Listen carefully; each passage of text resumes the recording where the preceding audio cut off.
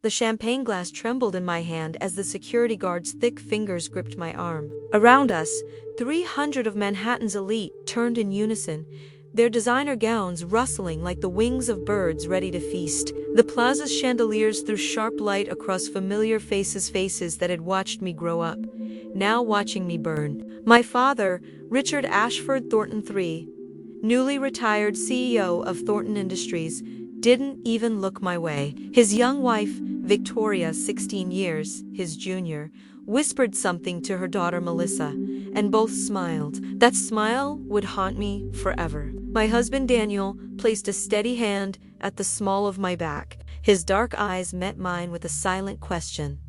I'd learned to read over 3 years of marriage.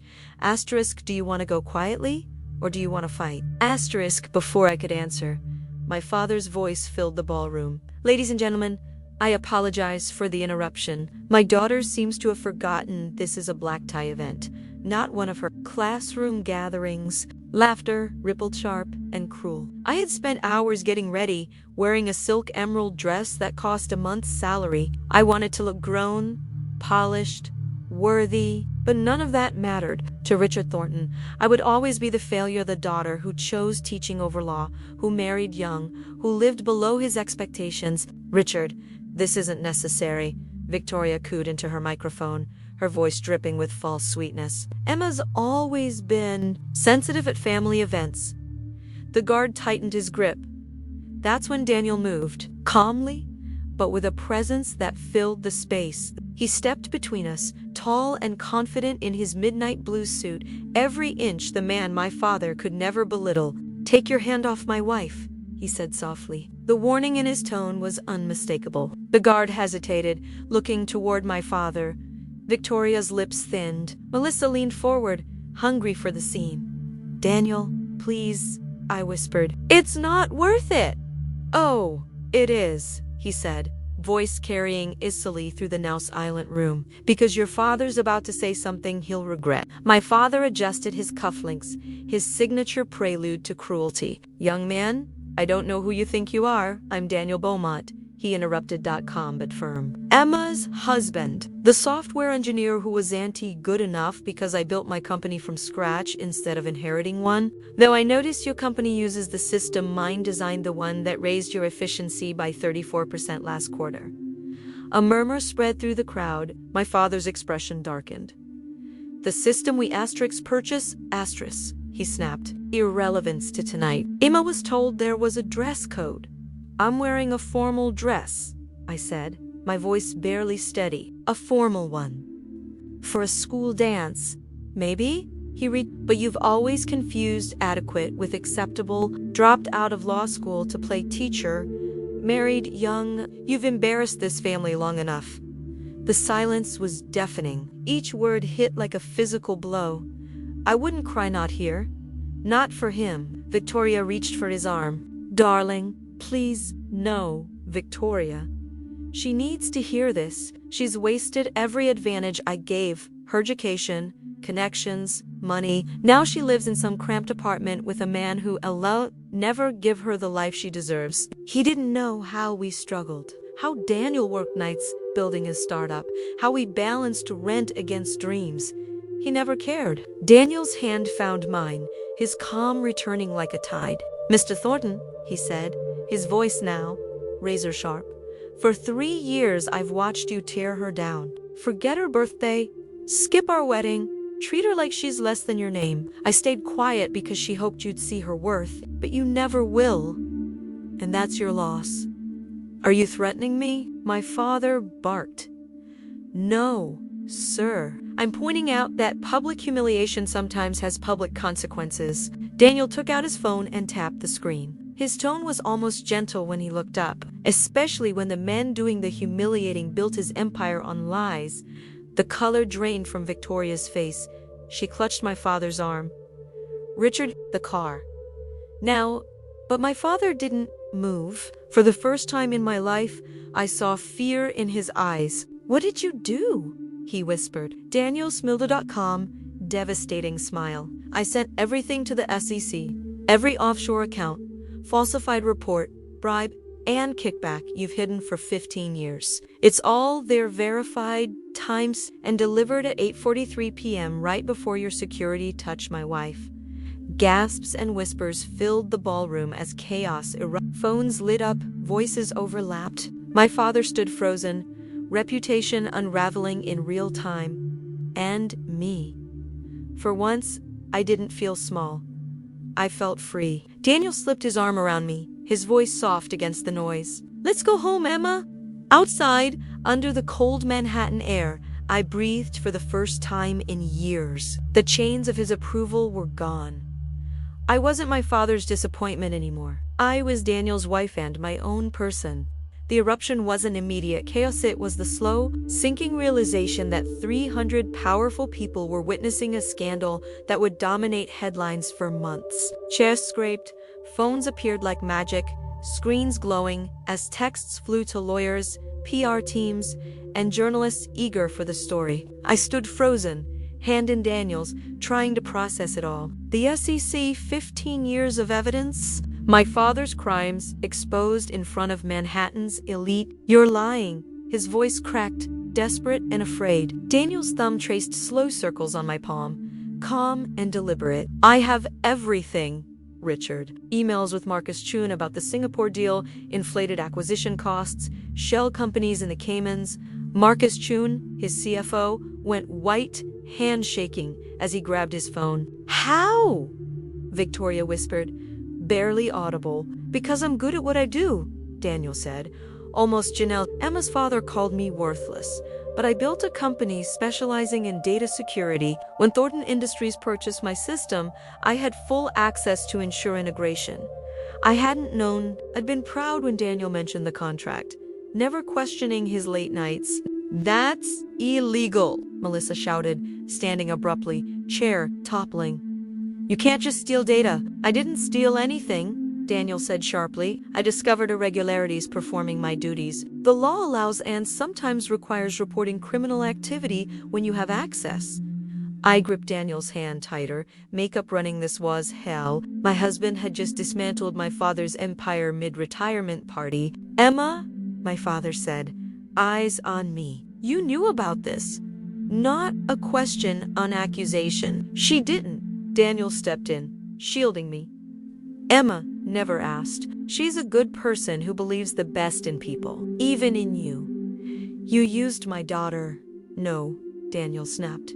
"You used her as a punching bag, made her feel worthless to elevate Melissa, used her trust fund and name as leverage. I protected my wife." "There's a difference." Security circled, unsure who the real threat was. Victoria clutched her purse, calculating escape. "The prenup," she said, "won't save you," Daniel said coldly. "You signed documents to Victoria, the charitable foundation you manage. Only 12% of donations go to programs. The rest funnels through your company's charity fraud, federal crime, 5 years minimum." Melissa froze, torn. The crowd pressed closer, captivated. My father sank into his chair, 40 years of power evaporating, now looking old, fragile. "Why?" he asked, eyes on me. "Why would you do this?" "Exactly," Daniel said, pulling me close. "You were supposed to protect her, love her. Instead, you humiliated her tonight. The SEC will be here in 4 minutes. FBI in 6, the media's outside. Every piece of evidence is documented, backed up in 7 locations." Sirens grew louder. People moved toward exits. Some stayed, too shocked to leave. "You've destroyed everything," my father whispered. "No," Daniel corrected. "I documented it." Patterson, head of security, urged my father to leave. Then Special Agent Carolyn Weber appeared with 2 colleagues. Badges out. "Richard Thornton sec. You're coming with us." Silence. My father straightened, regaining a shred of dignity, then looked at me. "Emma," he pleaded for the first time in my life, "tell them I didn't mean it. Tell them you called your daughter a disgrace." Weber interrupted, eyebrow raised. "Caught on 50 phones. Emma's testimony won't help. As he was led away, Victoria ran for an exit. Two agents intercepted her. Victoria Thornton. Questions about the Thornton Foundation. One called. Melissa cried. Phone pressed to her ear, terrified. I couldn't feel sorry. Daniel turned to me, hands on my shoulders, tension around his eyes, betraying the effort it took. Are you okay? He asked softly. My father was being arrested. My stepmother, too. My family imploding, and Daniel, my husband, had orchestrated it. Did you do this because of tonight? I whispered, or was it always the plan? His dark eyes met mine. Both. I found the evidence months ago, coordinated with the SEC 6 weeks ago. Tonight, he hurt you. I was done waiting. Agents secured the room, seizing records and freezing accounts. My phone buzzed endlessly, messages from friends, family, colleagues. We should go, Daniel said, glancing at a clear exit. I couldn't move, rooted, watching my father's world collapse, feeling nothing but numb. Daniel's modest black sedan sat in the plaza's underground garage, surrounded by Bentleys and Mercedes. 3 hours ago, we'd arrived as guests. Now, we were fugitives from the wreckage of my father's empire. Daniel opened the door for me, an old habit that suddenly felt heavy. I slid into the seat, my emerald dress whispering against the leather. Outside, news vans lined up, satellite dishes blooming like metallic flowers. My phone buzzed endlessly, calls, texts, voicemails from strangers. Daniel got in, but didn't start the car. Say something, he murmured. Please. I looked at him, my husband, the man I met in a coffee shop when I was 21, who'd smiled when I spilled coffee on his laptop and talked to me for hours. I don't know what to say, I whispered. Are you angry? I don't know. Should I be? His grip tightened on the wheel. Your father's going to prison. Your stepmother, too. I did that. I planned it. You're allowed to be angry. He called me a disgrace, I said softly, in front of everyone. I know you knew he would. That's why you saved the evidence for tonight. Daniel turned toward me, exhaustion etched in his face. I was waiting for you to be ready to let him go. You kept hoping he'd change, but men like him don't. They only take. So you destroyed him. No. I stopped him from destroying you. He took my hand. He made you believe you had to apologize for existing. I swallowed. How bad is it? Bad, he said. 15 to 20 years for him. Maybe 10 for Victoria. The company will fall apart. Investors will lose millions. And Melissa? She's mostly clean. Benefited from the fraud, but didn't know. She cooperate. I thought of her terrified face. She looked so scared. She should be, but she's not your responsibility. None of them are. We drove out of the garage, Daniel taking a side exit to avoid the flashing cameras. Where are we going? My office. It's secure. You planned this, I said quietly. All of it. He didn't deny it. His office, a converted Soho warehouse, was sleek and sterile, brick walls, glowing monitors, and a small apartment tucked in the corner. You live here sometimes? I said. Here? Not that. When I was working your father's case, I didn't want to bring it home. He removed his jacket, loosened his tie. There are clothes for you here. A go bag. I laughed bitterly. What kind of marriage is this? My husband has escape plans and evidence of federal crimes. The kind where I love you enough to protect you from yourself, he said simply. If I'd told you, what would you have done? I opened my mouth, but he answered for me. You'd have warned him. He'd have destroyed everything and blamed you. I couldn't let that happen. So you kept me in the dark, yes, and I'd do it again. My phone rang a known number. I let it go to voicemail. Daniel's voice softened. Turn it off. The press and the feds will call. My lawyers will handle it. Tonight, just breathe. I powered it down. The silence felt endless. I have questions, I said. I'll answer them all, he replied, pouring whiskey into 2 glasses. But first, Let me ask you something. If I'd told you what I planned before the party, would you have tried to stop me? The question hung between us. He wasn't just asking about tonight, he was asking about trust, loyalty, love. I thought of my father's words, Victoria's smirk, Melissa's smugness. Then I thought of Daniel stepping in front of the guard, his quiet fury, his unwavering defense. No, I whispered, I wouldn't have stopped you.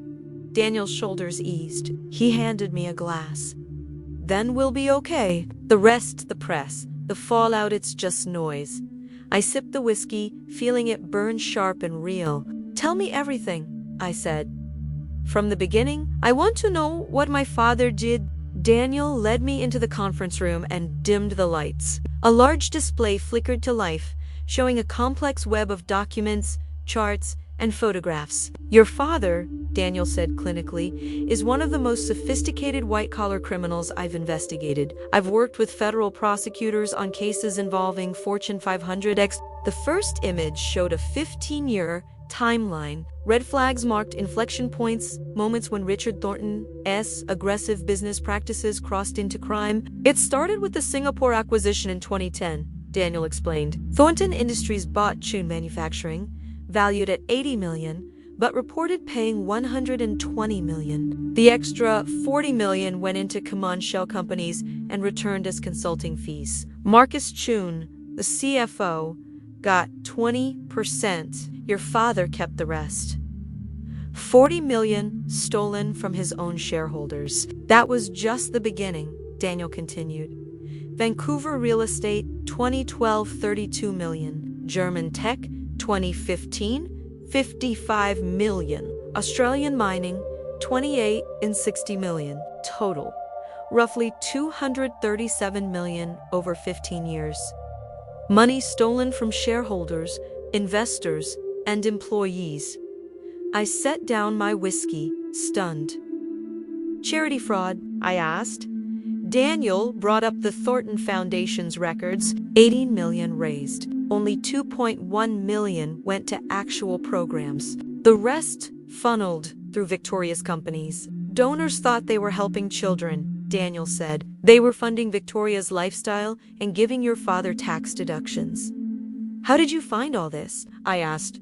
Daniel explained the inventory system gave him access to financial databases. He found anomalies, emails, internal chats. Your father thought his messaging was secure, but I had administrative access. Then I brought in my legal team, 3 former federal prosecutors, to ensure admissible evidence. He explained he'd spent 6 weeks building the case, cross-referencing transactions, tracing shell companies, and coordinating with Special Agent Weber. At the end, I didn't tell you, he admitted, because I feared you'd protect him. Family loyalty can make smart people blind. I realized the parallel to his childhood, his mother's addiction, the abuse, the excuses he made to shield her. I couldn't save her, he said, but I could save you from spending your life trying to earn love from a man incapable of giving it. Over the next 2 hours, Daniel detailed the evidence, falsified reports, shell companies like Pacific Consulting Group and Atlas Investment Holdings, bribes to foreign officials, insider trading, tax fraud. My father wasn't just aggressive, he was systematically criminal, stealing from shareholders, employees, donors, and the government. The tax fraud is intricate, Daniel said. Charitable deductions reduced his tax burden. Victoria funneled money back. He paid taxes on maybe 30% of his income. How much will he owe? I asked. 70 to 80 million, plus penalties and interests. IRS doesn't forgive. Daniel displayed a final summary: wire fraud, securities fraud, tax evasion, charity fraud, bribery, money laundering, obstruction of justice. Marcus Chun's lawyer called my lawyers. Your father tried moving accounts. Marcus is cooperating, which adds years to his prison term. I leaned back, exhausted. By morning, this would dominate every news channel. My students, parents, colleagues, neighbors all would know that Emma Thornton, Brooklyn elementary teacher, was the daughter of Richard Thornton, white-collar criminal. The man I'd called father was now a stranger, his empire laid bare, and my life forever changed. They'll fire me, I said. The school, once this goes public, parents will worry I'm involved, unstable, or that having me teach reflects poor they'll fire me. Daniel's expression hardened. No. Tenure, a union, and your contract protect you. Plus, he handed me his tablet. A press release was ready to go at 6 a.m., clearly stating I had no involvement in my father's crimes and fully supported the investigation. You have a PR team? I asked. Since 8 months ago, he said. I knew this would go public. The statement positions you as a victim, not an accomplice. By tomorrow, sentiment will be on your side. He showed me trending Twitter posts #stand with Emma, support for me, admiration for Daniel memes of the security guard who tried to remove me. The absurdity hit me. My father in prison, my husband a vigilante with lawyers and PR teams, and I was trending on Twitter. I need the air. Daniel led me to the roof, a hidden garden with planters, Edison bulbs, and a fire pit. Whose is this? I asked. Mine.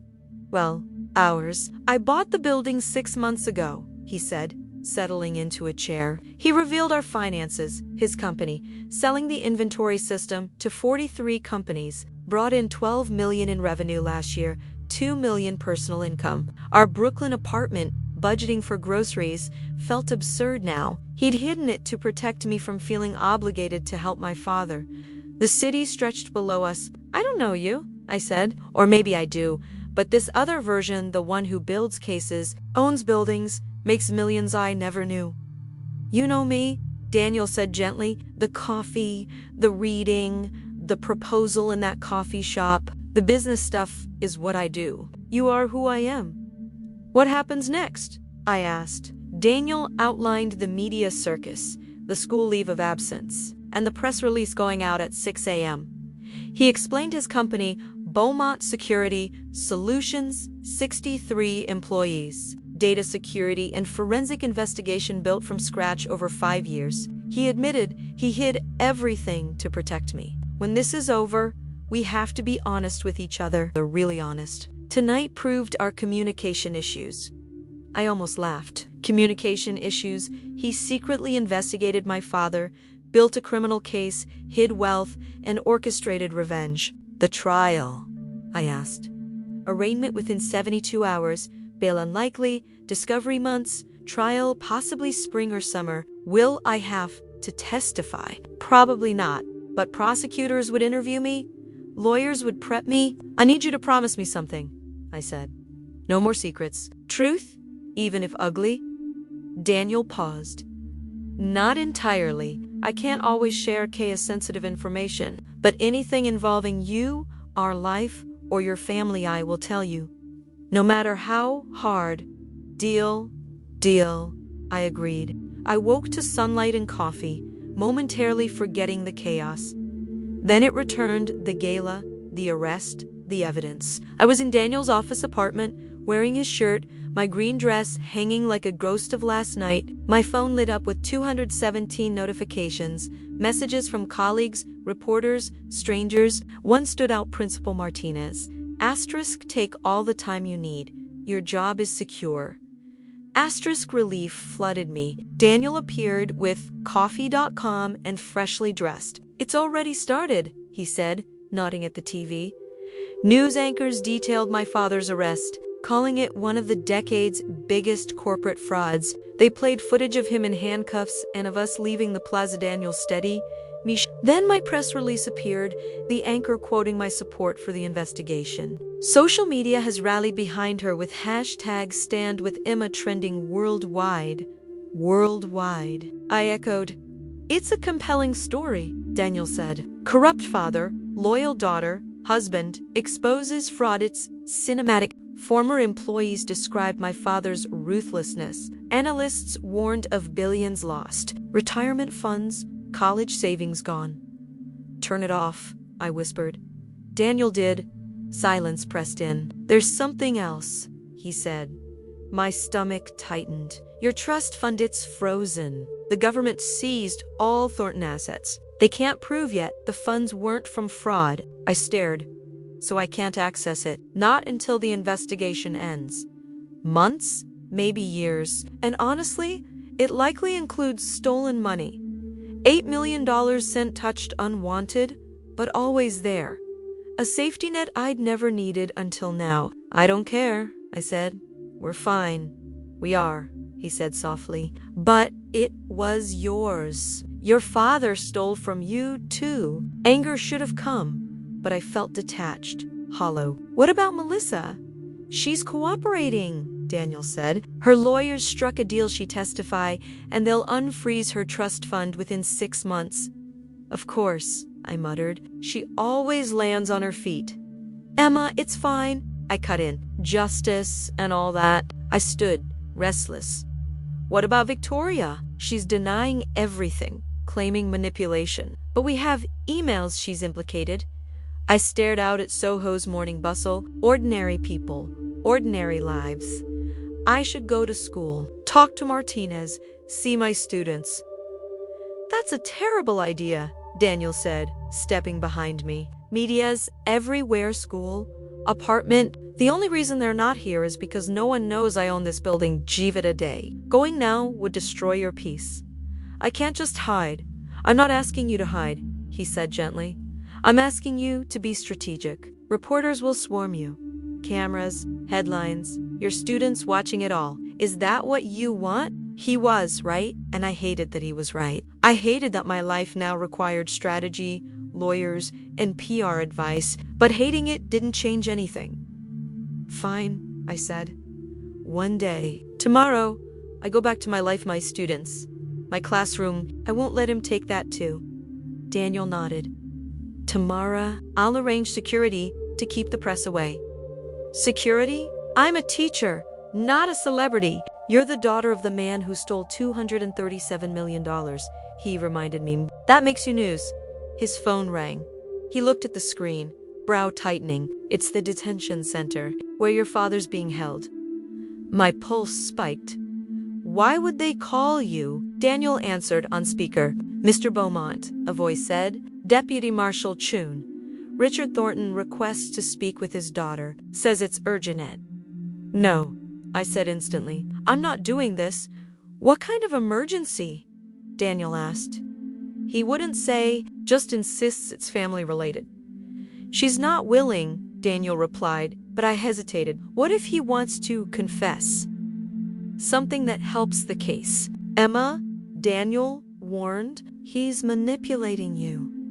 The marshal added gently. He gave no details. Likely just an attempt at contact. I exhaled. Tell him no, but don't block him. Not yet.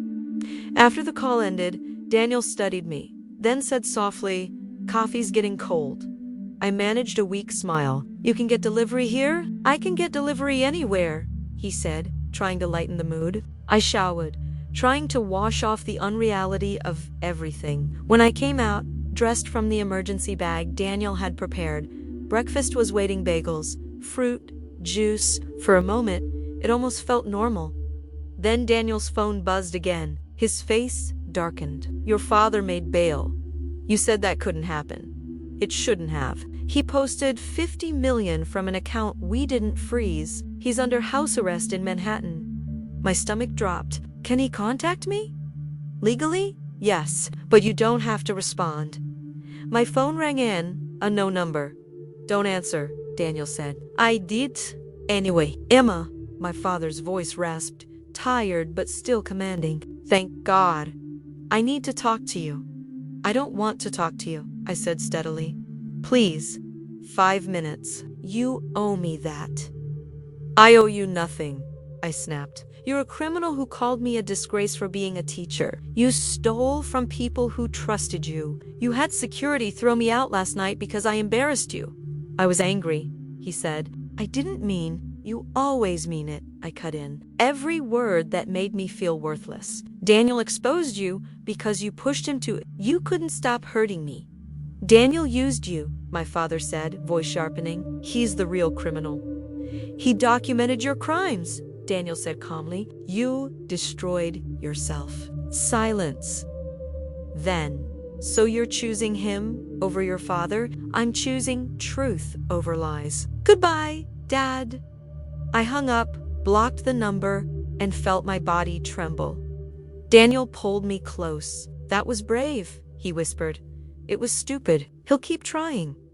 Let him. You drew your line." And finally, I cried glee, raw tears for the father I wanted but never had, for the years spent trying to earn love from someone incapable of giving it. Daniel held me, saying nothing, just solid and real. When I pulled back, eyes swollen, I said, "You mentioned the lawyers? Only if you're ready. I am no more hiding, no more fear." Daniel smiled softly. "There's the woman I married. I'm still angry with you," I said. "For the lies, for the secrets, I know. But I'm grateful too, because without you, he'd still be out there, hurting people, hurting me." I took his hand. "We'll get through this together." Then we rebuilt, with honesty this time. "Deal," he said, pulling me close again. The lawyers arrived at 2 o'clock sharp, 3 of them polished and confident. Daniel introduced them: Patricia Hevis, composed and commanding; Marcus Washington, tall and solid; Jennifer Kim, sharp-eyed and precise. Mrs. Beaumont Patricia greeted, firm handshake. "We know this is difficult." We sat around the conference table, the lawyers moving with quiet efficiency. "The FBI will interview you soon," Patricia said. "They'll want to know if you had any knowledge of your father's crimes or benefited from them." "I don't know anything," I said. "I haven't worked for Thornton Industries. Barely spoken to him in years." "That's what you'll tell them," Marcus said, calm and steady. "But they'll press you. They'll ask about your past, your relationship, money." Jennifer looked up. "You're trust funded. You ever use it? Did your father give you gifts, cash, pay for trips?" "He paid for my college tuition," I said. "But I had scholarships. After I left Prila, he cut me off. I paid for my certification with loans." Patricia nodded. "Good financial independence. What about your wedding?" "He didn't come. Sent a check for $5,000. I never cashed it." Marcus leaned forward. "You still have it?" "Probably in a box at our apartment." "We'll need that," Jennifer said. "Proof you didn't take his money after marrying Daniel." Patricia continued. "They'll ask about Daniel's connection to your father, how he got the contract, whether you helped." "I didn't even know Daniel worked with Thornton Industries until last night." "Technically," Daniel said, "you knew I had a big contract. I didn't name the company because of confidentiality." "That's honest." Marcus nodded. "Good. It's consistent." Patricia leaned in. "The FBI may try to unsettle EAQs, provoke, exhaust you. Stay calm, consistent. Don't let emotion change your story." "What if I say something wrong?" I asked. Jennifer smiled gently. "We'll be there. We stop questions that go too far. You'll have support." Patricia handed me papers. "Sample questions. Review them tonight, but don't rehearse. Sounding rehearsed looks guilty." I scanned. Asterisk. "When did you last speak to your father? Did he mention business? Notice any changes in his behavior?" Asterisk. "Easy," I said. "We barely talk, dish short calls on holidays. Haven't been to his house in over a year." "You attended his wedding to Victoria?" Marcus asked. "Yes, 3 years ago. It was strange. He married her 6 months after my mother died." The lawyers exchanged glances. "Tell us more," Patricia urged. "Mom died of ovarian cancer. He barely visited her. By July, he was engaged. Married by September. I remember thinking Victoria looked triumphant." Jennifer typed quickly. "Did she know him before your mother died?" "I don't know. Maybe." I never thought about it. "Think now," Marcus said. "If she was involved before, that matters. Death instead of divorce means assets stayed with him." The implication chilled me. "You think he killed her?" Patricia shook her head. "No. It's documented cancer. But timing matters. It shows motive for financial consolidation." We spent 2 hours rehearsing scenarios and responses. By the time they left, my mind was buzzing. "You did great," Daniel said. "You'll handle the real interview fine." "It feels like acting," I admitted. "Not lying, just performing." "The truth still needs delivery," he said. We're making sure you tell it well. He checked his watch. Hungry? I realized I was starving. Yeah, but no more takeout. I know just the place, he said. A phone-free Italian restaurant 2 blocks away. Giuseppe, the owner, will protect our privacy. He grabbed his jacket. Let's be normal people for a bit. The restaurant was cozy, dimly lit, the air rich with garlic and wine. Giuseppe, gray-haired and kind, greeted Daniel like family. Here, you eat, you talk, you forget the world, he said warmly. We slid into a quiet corner booth. For the first time in 2 days, I felt almost human. Thank you, I whispered. Daniel took my hand. Sometimes protection means a break, not a wall. Character growth, I teased. I like it. Over dinner, we talked about students, books, Thanksgiving, plans, ordinary things. The conversation flowed easily, softening the edges of everything. For a little while, I wasn't the daughter of a criminal. I was just Emma. When we finally left, full and warm from the wine, the night air felt crisp and alive. I almost believed we were safe. Then I saw her standing beside a black SUV across the street, perfect even in jeans and a coat, her face carved from fury. Get back inside, Daniel said, hand on my elbow, but Victoria was faster, crossing the street with furious determination. Emma, we need to talk. No, you don't, Daniel snapped, stepping between us. You're facing federal charges. Stay away from her. My lawyer's in that car, she said, gesturing to the SUV. This is a family matter. Emma isn't your family, Daniel said coldly. You married her father for 3 years. You don't get to claim family now. I need to explain, she began, but I cut her off. I don't want to hear it. Richard is lying about me, she burst out. He's blaming me for everything, the fraud, the foundation. But I didn't know. I thought it was real, that we were helping children. I laughed bitterly. You, who approved every fake invoice and consulting fee, had no idea. He controlled everything. I trusted him, she cried. He said it was legal. Then you were stupid, Daniel said, or greedy. You don't understand, she shouted. I came from nothing.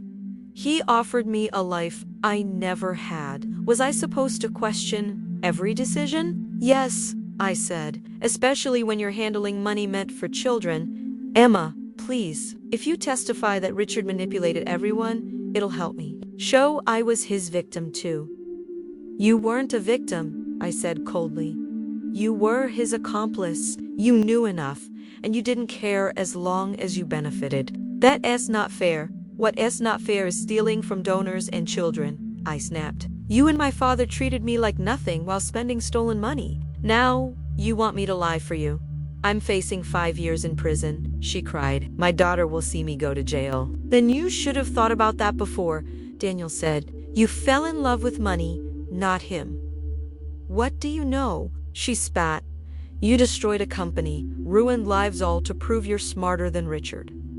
I proved criminals face consequences, Daniel said evenly, even ones who married to hide assets and launder money. The slap came out of nowhere. It cracked across Daniel's face, echoing through the street. He straightened slowly, ice cold. That's assault, he said, and you're out on bail. Very stupid move. From the restaurant window, Giuseppe and 2 servers were filming. Victoria froze as her lawyer rushed from the SUV. Mrs. Thornton, stop talking, he ordered, but she turned to me, mascara streaking down her face. You're just like your father, cold, calculating, obsessed with being right. I hope you realize it before you destroy someone like you're destroying me. I'm not destroying you, I said. You did that yourself. You made choices bad ones and now you're paying for them. Her lawyer grabbed her arm, dragging her away. Melissa was right, she hissed. You were always jealous of us. This is revenge because he chose us over you. The words didn't hurt anymore. They sounded pathetic. Goodbye, Victoria. Maybe prison will teach you who you are without his money. The SUV sped off. Giuseppe ran ouchie, concern etched on his face. You okay? I have video all of it. Send to police. Yes, Daniel said, handing him a card. To this email? Anything you need, Giuseppe promised. Back in Daniel's office, the silence felt heavy. Do you think she'll go to prison? I asked. He pressed ice to his cheek. Almost certainly. That assault sealed it, and with the evidence emails, signatures, Melissa's testimony, she's finished. She said Melissa thinks I'm jealous. Melissa's saving herself, Daniel said. Or Victoria's lying. Hard to say. I stared at the city lights. My father under house arrest, Victoria losing control, Melissa making deals. I'm not like my father, I whispered. What she said, I called. Daniel came behind me, arms around my waist. You're nothing like him. You teach children. Give them hopey. You chose purpose over power. He never would. But I watched her break and felt satisfied. I said softly, like she deserved it. She did, Daniel said gently. That doesn't make you cold. It makes you human. Wanting justice isn't cruelty. It's knowing the difference between right and wrong. 3 months later, I stood in front of my classroom, 23 fifth graders bent over their writing projects. Sunlight streamed through paper snowflakes, and for the first time, life felt steady again. My phone buzzed nonstop. When I finally checked it, 7 messages from Daniel. Asterisk verdict isn't. Call me, asterisk guilty, he said when I called. Alcan's your father, Victoria Marcus. Prosecutors want 20 to 12 and 8 years. I exhaled. I'm okay, I said and realized I meant it. I'm proud of you, Daniel replied. You've handled everything with grace. The trial had been brutal. I'd testified about years of emotional abuse disguised as disappointment. The defense painted me as bitter, but witnesses destroyed that like teachers' roommates, even my mother's doctor. The jury saw who Richard Thornton truly was. After class, I met Daniel at a quiet Brooklyn cafe. Melissa's leaving New York, he said. Boston firm, nonprofit, law. She wanted to apologize. I nodded slowly. Tell her I wish her well. Maybe we can talk someday. You're kinder than most would be, Daniel said, smiling. Also, the Soho office sold profits going into a scholarship fund, the Emma Beaumont Teaching Scholarship. Real charity in your name. Tears stung my eyes. Daniel, there's more, he said. I'm working with groups pushing white-collar reform. Your story is helping change policy. You're turning me into a symbol. No, he said gently, you're turning pain into purpose. He handed me an envelope. Partnership papers, Beaumont Thornton Security Solutions, equal partners. I don't know anything about security, I said. You know integrity, he replied. That's what we need. I smiled, overwhelmed. I'll think about it, but I'm not giving up teaching. My students keep me grounded. My phone buzzed again, a message from my principal. Asterisk parents called after the verdict. I told them Emma Beaumont is an excellent teacher and has my full support.